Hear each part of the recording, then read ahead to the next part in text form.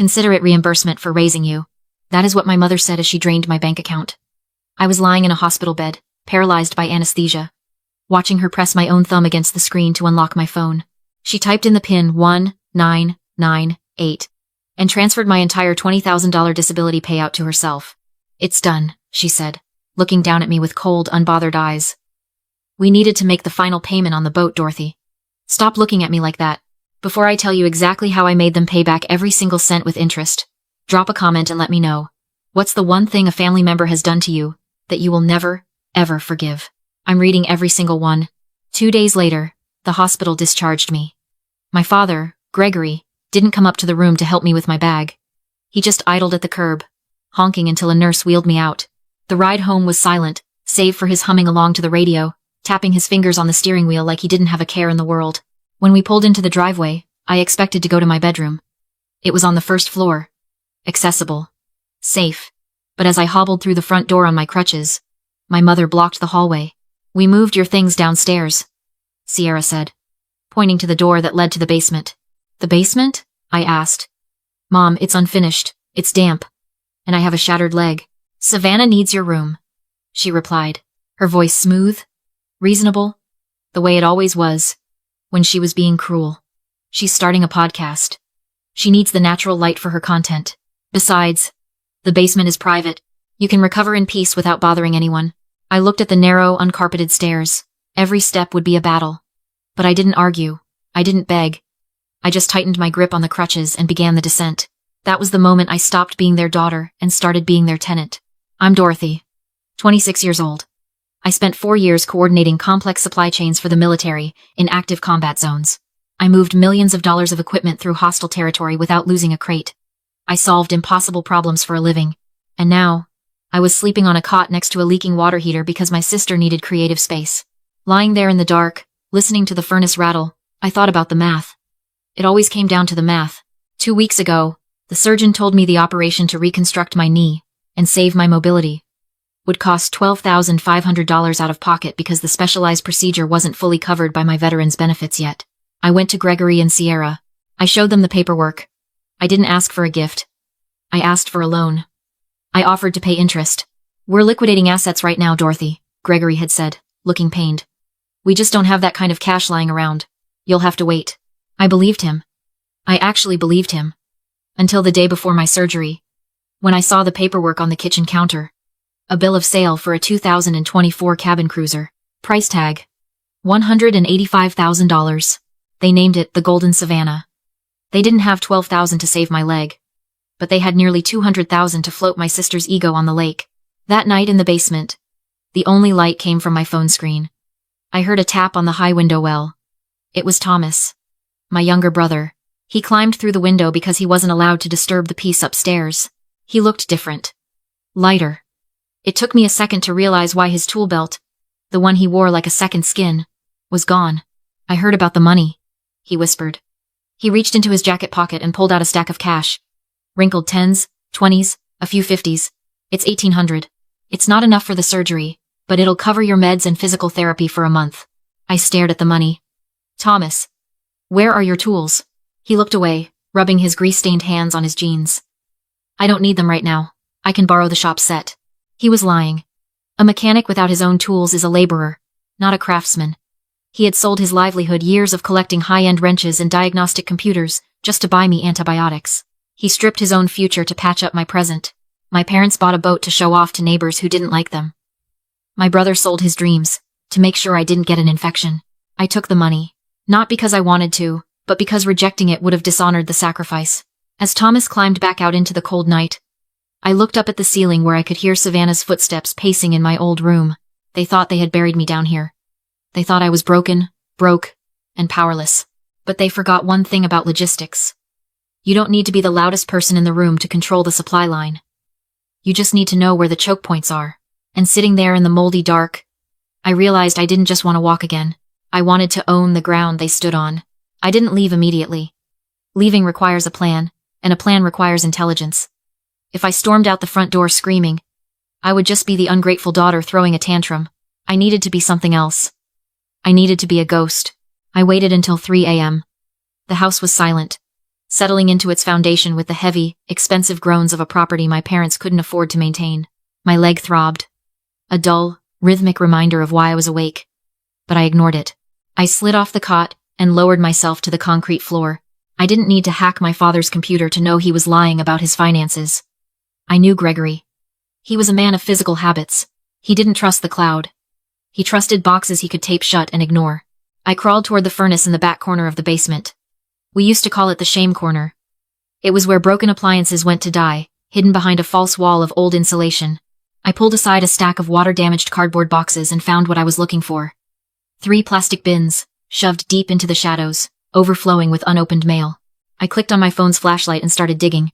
It wasn't just bad. It was catastrophic. The first letter I opened was from the IRS. Final notice of intent to levy. Gregory hadn't paid property taxes in 2 years. The next was a foreclosure warning from the bank. They were 3 months behind on the mortgage. Then came the repossession orders for the cars. And the boat. The beautiful, shiny golden Savannah. The paperwork was right there. It wasn't bought with savings. It was financed with a predatory loan that had a balloon payment due next month. That's why Sierra stole my $20,000. They weren't just greedy. They were drowning. They had stolen my lifeline to patch a hole in a sinking ship that was already halfway to the bottom. I sat there on the cold concrete, surrounded by the paper trail of their ruin, and felt a cold calm wash over me. This was leverage. This was the map to their destruction. I didn't just take pictures. I took the files. I stuffed the most damning envelopes into my backpack. The tax liens. The loan agreements. The foreclosure threats. I took their secrets. Getting up was harder than getting down. I used the furnace to pull myself upright, gritting my teeth against the spike of pain in my knee. I packed my bag with military efficiency. Clothes. Meds.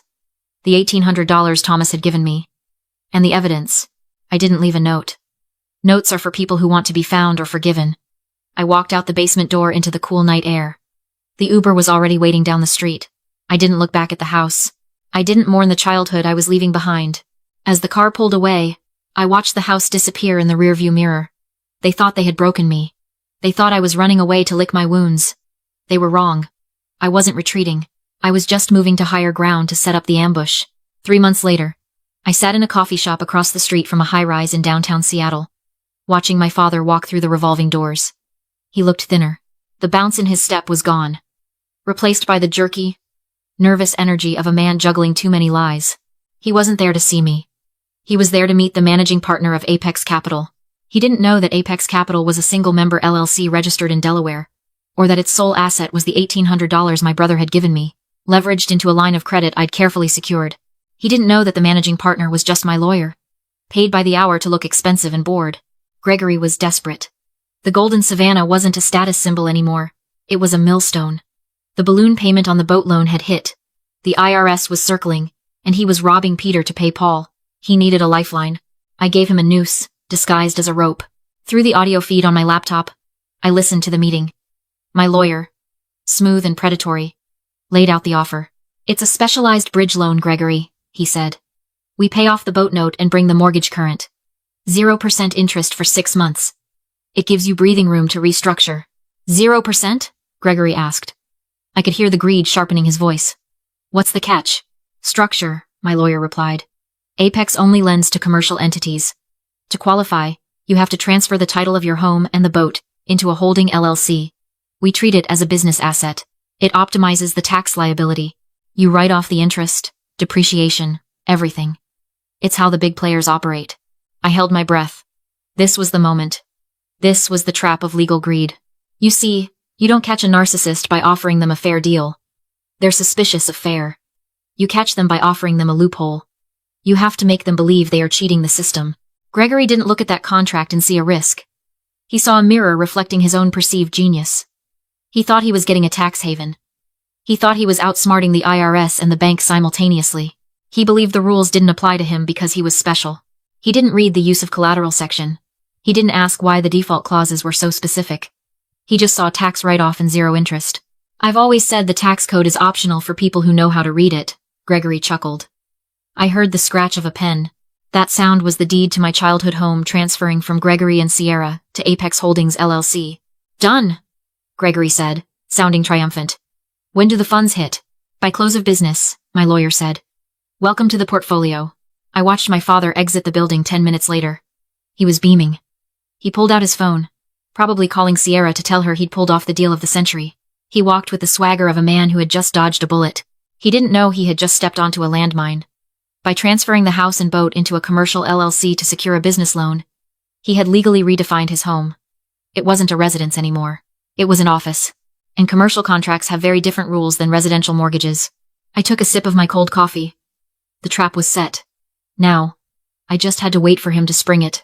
The contract my lawyer drafted had a poison pill buried in Clause 14, Section B. It was standard for commercial loans, but lethal for people like my parents. It stated that all collateral, the house and the boat, was strictly for business use only. Any personal use of the assets would constitute a material breach of contract, trigger immediate repayment in full, and, crucially, expose the borrower to federal tax fraud investigation. To keep the 0% interest and the tax write-offs, they had to treat their home like an office and their yacht like a corporate transport vessel. No sleeping in the master bedroom. No Sunday cruises. I knew they wouldn't last a week. They lasted 4 days. On Sunday morning, my phone buzzed with an Instagram notification. Savannah, Style is live. I opened my laptop and clicked the link. The video feed filled the screen. There they were, aboard the Golden Savannah, cruising through the Sound. The sun was shining. The music was blasting. And my sister was holding a bottle of champagne that cost more than my weekly grocery budget. Celebrating the new family business venture. Savannah shouted over the wind, panning the camera to show my parents. Gregory was wearing a captain's hat, steering with one hand and holding a cigar with the other. Sierra was lounging on the white leather seats, laughing. To Apex Capital, Gregory roared, raising his glass. To partners who understand vision. I hit the record button on my screen capture software. They weren't just breaking a contract. They were documenting a federal crime. By partying on a boat registered solely for commercial logistics, they were defrauding the IRS. By sleeping in a house registered as a corporate headquarters, which I knew they were doing because I could see their cars in the driveway via the security cameras I still had access to, they were violating the mortgage covenants. I watched them toast to their own genius. I watched Savannah give a tour of the cabin, showing off the newly decorated sleeping quarters, where she planned to spend the weekend. Every second of footage was another nail in the coffin. They thought they had cheated the system. They thought they had secured a free ride. They didn't realize that Apex Capital wasn't a partner. It was a mirror, and it was about to break. I downloaded the video file. I saved it to 3 different hard drives. Then I opened the folder containing the foreclosure documents my lawyer had prepared weeks ago, just waiting for this moment. I didn't feel angry watching them celebrate. I felt the cold, mechanical satisfaction of a trap snapping shut. They had signed a document agreeing that any breach would result in an immediate cross-default, meaning I didn't have to take them to court to seize the assets. They had already voluntarily surrendered them in the event of a violation. They were trespassing on my boat. They were squatting in my office building. I picked up my phone and dialed my lawyer. "Did you see the stream?" I asked.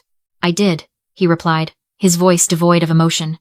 "Clear violation of Clause 14. Plus the tax implications. It's a slam dunk. Execute the default notice," I said. "Schedule the meeting for tomorrow morning. Tell them it's a strategy session to discuss expansion." "Understood," he said. "Do you want security on standby?" "Yes," I said. "And have the eviction notice notarized." I hung up and looked at the frozen image of my father on the screen, laughing with his cigar. He looked so happy. He looked like a man who had gotten away with everything. He had less than 24 hours left in the life he thought he owned. Monday morning. The conference room at the law firm was cold, smelling of lemon polish and expensive coffee. I sat in the high-backed leather chair at the head of the table, facing the window, watching the city wake up below. My lawyer sat to my right, a silent sentinel with a stack of documents perfectly aligned in front of him. At 9 a.m. sharp, the door opened. I didn't turn around. I listened to the heavy, confident footsteps of my father and the lighter, clicking heels of my mother. They were talking to the receptionist, their voices loud, filling the space with that particular brand of entitlement they wore like armor. "Just a formality," Gregory was saying. "We're expanding the partnership. Big things on the horizon." They sat down. I heard the rustle of coats, the scrape of chairs. "So," Gregory barked, "where's this partner of yours?" "The owner is here," my lawyer said. I turned my chair. The room fell into stunned silence. Gregory's smirk froze. Sierra stared like she'd seen a ghost. "I invited you," I said calmly. "This is a business meeting," Gregory snapped. "Get out. I'm not here as your daughter," I said, sliding a file onto the table. "I'm Apex Capital. I bought all your debt 3 months ago. The house, the boat, every credit line. I own it. That's impossible, he sputtered. You also violated Clause 14, I said, tossing down photos of their yacht party. You live-streamed tax fraud by using corporate assets for personal use. The loans are due. Now. Sierra's voice shook. We're family. No, I said. This is a liquidation. I placed one document in front of Gregory. Voluntary surrender of assets. Sign and walk free today. Or I send everything to the IRS and the DA. He didn't hesitate. He signed. Leave the keys, I said. In the lobby, Sierra rushed me, sobbing for security's benefit, then hissed in my ear. Void the foreclosure, or you go to jail. She screamed theft. The police were already waiting. They searched my bag and found a diamond necklace I'd never seen. I was cuffed. Sierra watched, calculating. Officer, I said evenly. That isn't a button on my lapel. It's a body cam. It's been recording. My lawyer arrived with the footage. It showed Sierra planting the necklace. The cuffs came off me. They went onto her. False report. Attempted extortion. Gregory stood alone as they took her away. He waited for mercy. I walked past him. 2 weeks later, I handed Thomas a deed. I sold the assets, I said. This garage is yours now. He didn't speak. He just hugged me. Gregory and Sierra now rent a small apartment. Their assets are frozen. They keep calling. I never answer.